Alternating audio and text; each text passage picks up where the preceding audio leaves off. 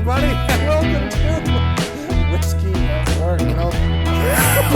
This is another one of your bad ideas. This is a bad idea because I'm drinking what you paid for. Hello, everybody. Welcome to Whiskey at Work. I got all excited watching him do that. I almost forgot to say hello, everybody. Better tell people what he was doing, or we're going to go to jail. We were being professional. He was counting down like they do on professional sets for filming. 2 years in, we might as well start. And Rob, we're past. Russ wasn't here. We're past 3 at the now. beginning. Oh, that's true. Russ is 2 years in. We've been doing this for 3, a long time. He's probably been here longer than that. 2.5? Yeah. All but about 3 episodes, probably. One of which never. Well, I was doing it on my phone for a good period there. Remember those days? Oh yeah. Setting it up on the phone, and then I'd have to go home at night and edit it. That was a lot of fun. Well, you weren't doing anything up. Do all of the work anyway, so that I normally do. Watching Hobbits and playing video games. Hobbits. Okay. We just started this whole thing off track because it's probably going to get there anyway. So a couple of weeks ago, I took my happy Fanny down south for family. What I'm hoping will be the very last time. I don't like the South for my own reasons. Okay, when was the last time you were in the South, Rob? Do you remember? The only South I've been to is we were in Florida. I haven't been. Well, to that's Southern states. It's Disney World, man. It's a happy place. You can always get a drink at Disney World, and trust me. It's still the South. After a couple hours with kids and screaming Mickey Mouses, you need a drink. I get it.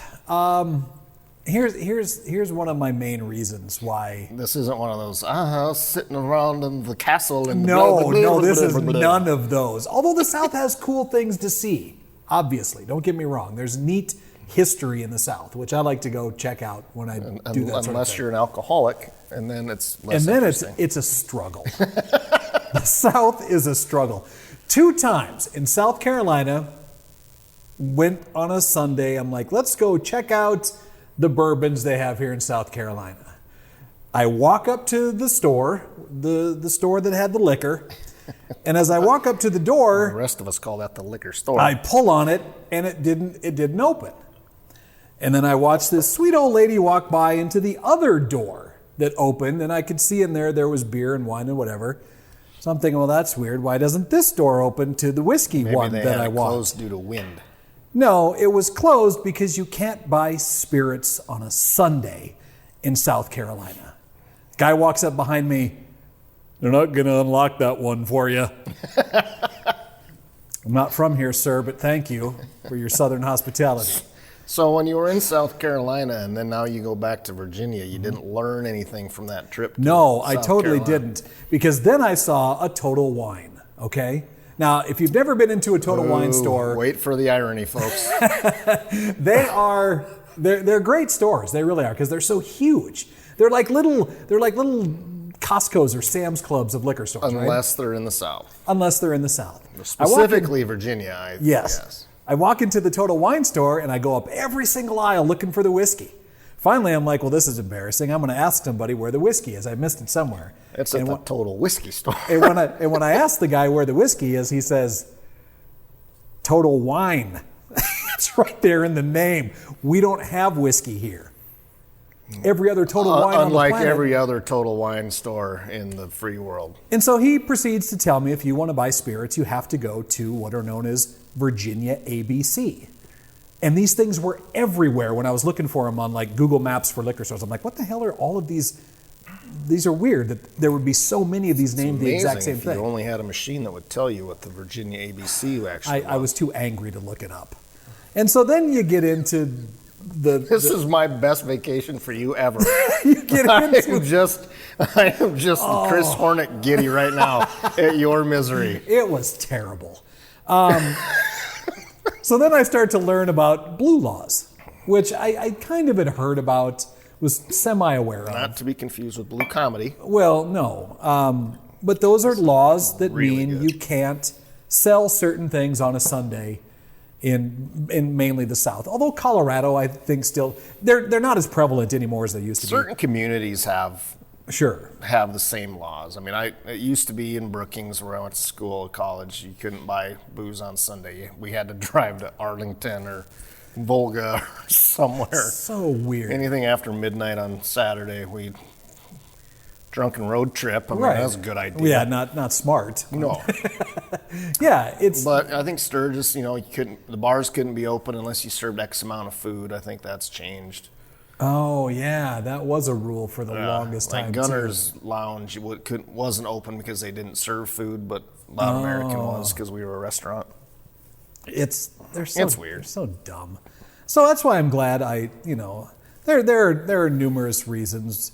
I mean, we got issues here in the Dakotas, but we don't have issues. We get mad when you can't buy booze on Sunday. Right, we can buy booze on Sunday and we can buy all of it. But there's no limit to the amount of booze we can buy, which is nice. I walked into a liquor store yesterday with a handle of tequila and a handle. He goes, "Is that it?" I'm like, "That's not enough." He goes, "Well, I don't know. Some people stock up." I'm like, holy, wow. Okay. Oh, I guess I'm a loser. I don't know. Whatever. That's what makes it nice to live here, right? I mean, it was a Monday. So when I was down in Virginia, obviously they do have a pretty decent history of whiskey and bourbon and distilling in a lot of those southern states. Well, Kentucky, Tennessee. They're kind of the heart course. of it. Yeah, that's where it all began, in essence. So one of the oldest, if not the oldest, in Virginia is Bowman Brothers. That has the claim to fame of being the oldest continually operated. You see how we brought that around? His misery is now making us happy. Now, hopefully, it's making us happy. So the Bowman Brothers, John Abraham, Joseph Isaac, good old Christian names. You think they'd have been lobbying for selling booze on Sunday, wouldn't you? No, well, and they like, hey, Moses, cut this shit out. Sure, right. Let's sell this stuff on Sunday too. We got money to make, bills to pay. They served in the Revolutionary War, I believe, and they were a big part of settling Virginia. What side? The Revolutionary War. That's the Civil War. Not the Civil War. You're getting a little confused. I know. It's too much. You haven't started. You're not that deep into this. I know. I'm sorry. I just thought South and war. And that's got to be the big one. So we came across, you can also buy this here in our area, which is nice too. I bought this one at Timmons quite a little while ago. Just because, I don't know why, it was on a list somewhere, or the bottle was cool looking, or it was cheap. I don't remember. It was different. It was something, that you probably don't normally stock. I probably bought it along with 3 or 4 other bottles, and Dan said, "Get that one too," and I went, "Okay." Sure. God, you're an easy sell. I know. You are such a sucker with stuff like this. Well, Dan's pretty good at this. He's tried everything. He's not bad at selling either. He's never pointed me wrong like you have. No, I've never done that. In fact, I've helped him.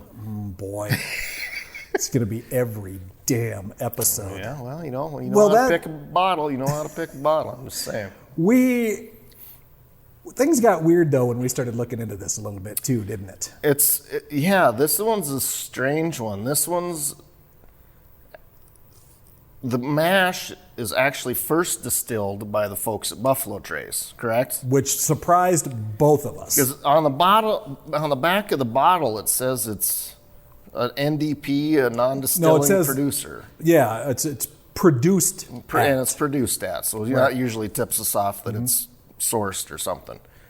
But anyway, then they take the primary distillate from Buffalo Trace down to Virginia and distill it 2 more times in their big copper still. That they call Mary. Yeah, that's its name. It fits along with the rest of these folks. And I assume to set themselves apart from Buffalo Trace a little. I mean, it is a super smooth deal. I don't hear of too many whiskeys being distilled 3 times. That's usually a gin or a Irish whiskey or a vodka thing, right? Exactly. Yeah, that's why we were just a little confused on this as to why. But technically, I guess the Bowman Brothers are a micro distillery, so that may be why they have to do it this way. They just don't have the production space. You might as well have the juice ready, and then you do what you want with it. God, I hate that I said that. I was waiting. Oh, that makes me so mad that I said that stupid term. So I don't know. Maybe that's why. And like you said, the gimmick for it then is to distill it 2 more times in their big copper pot still. And it's the first sip on the first swallow is super spicy at the back of the throat. Mm-hmm. The flavor is great from the beginning. The first one, like a lot of them, the first one hits you a little hard because your palate's not ready, right. And I'm not very good at this. So the first drink part, the second, and third drink, I'm really good at. Really good at it, but it's smooth. Yeah, I can't get over how easy it is to drink. Well, similar to an Irish whiskey. I mean, you never come across a triple distilled harsh Irish whiskey. That's a good point. It's always really smooth, and that's exactly what this is. The only thing I'm noticing with it now, I think I would never drink whiskey neat, just not my thing. But after a while, with this ice and the melt that goes in there, a lot of that initial flavor is just gone. It just drops off. It doesn't linger. I mean, no. It doesn't have that mouthfeel, that duration that Bruner likes so much. Right.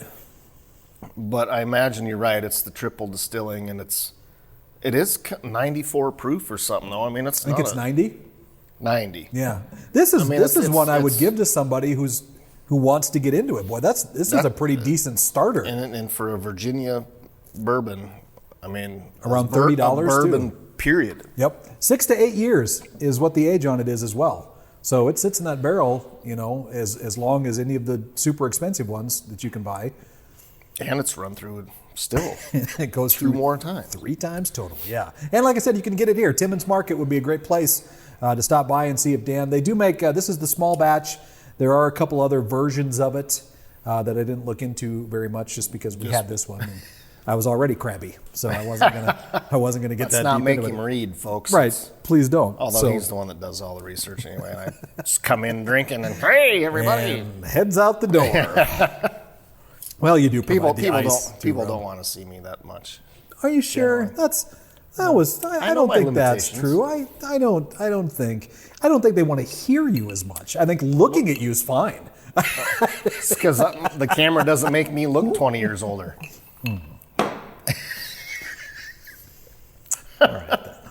All right then. I'm going to go ahead. You started the fight. I did. So I'd recommend this. I would totally buy this again. Like I said, around $30 to $35 a bottle for something like this. It's smooth, it's delicious, but buy it here. Don't waste your time going to the South. Especially on a weekend. I mean, except for Kentucky, Tennessee. All right, that's cool. That place is cool. It's where it all originated from. I can't really argue against both of those. Although Lynchburg's in a dry county, which this whole thing is just, I don't know. Everything's got to have a gimmick, man. It does. That's true. Anyway, thanks so much for watching or listening, however you consume our information that we throw out. Also, real quick, you can see, we don't always review the stuff we drink generally, but on our website, you're rambling on about some vacation that you took, and then I make fun of it. Not to the South anymore. We do put up reviews though on our website that you weren't aware? I didn't know. I put up reviews of this on our website. That I buy a whiskey. Right. You talk about Apparently it. That's Rob how this goes. Know about. We have a website? We do have a website. I knew that part. Yeah. It's got some cool stuff on it too if you want to check it out. It's whiskeyatwork.com. I should without the E. do that. You should. Anyway, it's whiskey without the E. Whiskey without the E.com. So sad. Cheers. Jeff in Texas.